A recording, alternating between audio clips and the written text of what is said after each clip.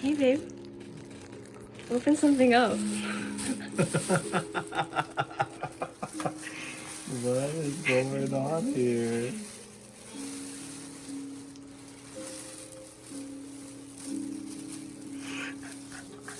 Take out the other thing too. This is sliced cake. Why do you think we're celebrating?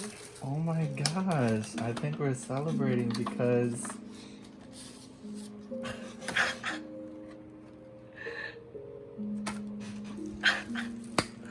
oh, get him. So guys, yeah, I was super excited and I had a feeling that this was happening because I told Michael about this, but I had a dream a couple times that we were having a girl, and then 2 weeks ago, God tells me, Atara is in your womb, and that's the name that he's given to us. So yeah, it's like God was preparing us for it, but you know when you actually get the result, and you're like, okay, this is real. Like super real. And guys, I was surprised because I already told Michael, like, he knows what I'm going to the doctor for, but I still thought that he was gonna be like, you know, not sure. I come home and he has a drawing prepared. That's faith, y'all. Like, I'm excited. I'm gonna be a papa bear. Gabby's gonna be a mama bear, and our little munchkin's gonna have the fluffiest cheeks of all time. Yeah, so that's the drawing that Michael did, and I got a red velvet cake because by faith I really do believe, like the Lord said, she's in there. So Michael, what is one thing that you would want to say to Atara? You ain't dating until college and until the Lord. Dang, she ain't even born yet and you're already saying this. You're gonna read Single But in a Relationship with God by Gabby. By your mama? By your mama, and the rest of the books by your mama and your daddy. And I'm just playing though. But you're gonna walk in wisdom, and I love you. And no matter what you do, I still love you. And I know that you're just gonna be amazing. And I love you. And I can't wait till you come into this world. Oh, snap! True? Okay. What is this? No. What? Hurry up, hurry up, hurry up, hurry up, hurry up, hurry up. Baby! Baby? What do you... You have baby? You guys are gonna be grandparents! Really?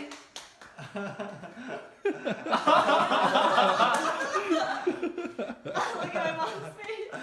Really? Mom's gonna be an oma. Yeah. Oh my gosh. Oh my god. Gonna be a grandmama. No way. No way! For real? And you're gonna be an uncle? Oh my god! Yes! Yes! Guys, we're celebrating day 1 of our anniversary. Woo! So how we're doing it, guys, is today I'm planning out the date and tomorrow Michael's planning out the date. Michael has a lot more pressure because tomorrow's the actual anniversary day. But we decided Things are on point. we decided to do a staycation this time. So meaning, you know, we're just in Orlando. But today, you know, I did spoil it to Michael. It's a picnic.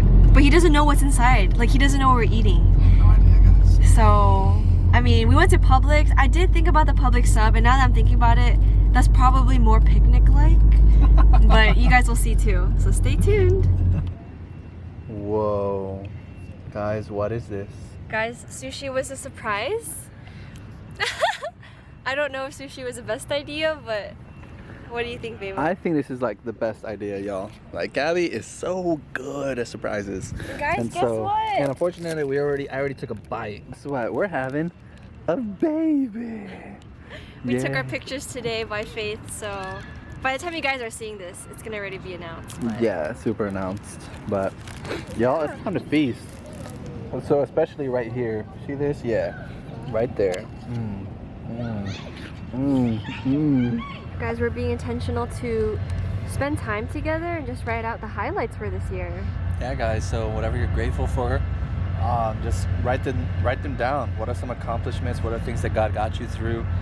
And then just reflect on it. It's the perfect time of the year to do that, right before 2021. So that's what we're doing here. Yeah, guys, it's so important that we take time to think about the good stuff that happened, because it can be easy to think, oh yeah, I didn't get to do this, I didn't get to do that.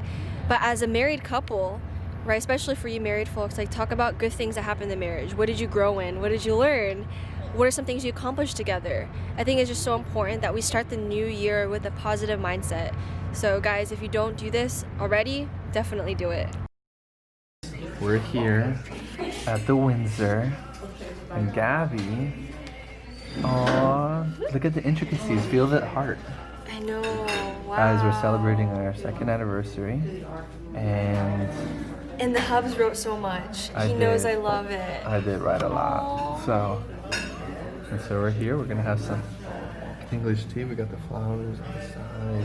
Very intricate. Winter tea room in Mount Dora. Look at this beauty. Maybe we'll stop. She's telling me to stop the recording, but I can't. You're so funny, baby. Guys, this is it. Look at Michael feasting. Oh, this is good. Guys, look at this wonderful specimen. I'm just kidding, guys. This is my wife. She's beautiful, and we're celebrating anniversary. So we're here in Trimble Park, and look at this lake.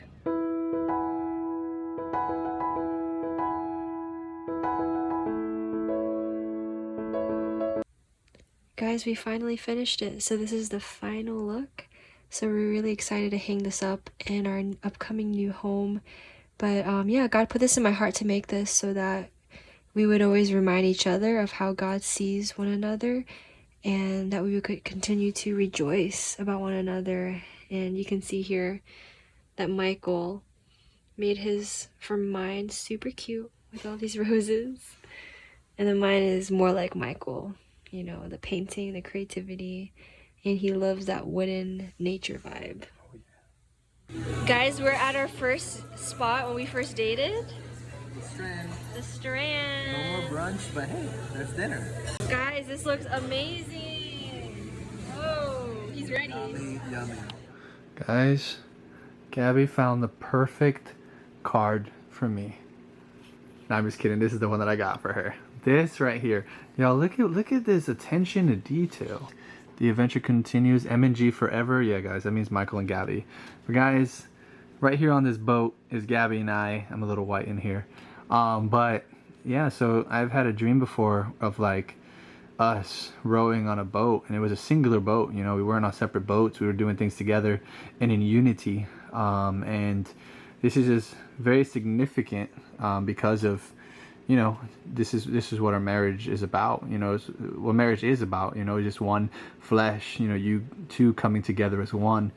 And so this is extra special, and I'm so happy that she was able to find, you know, something like this. Hey guys.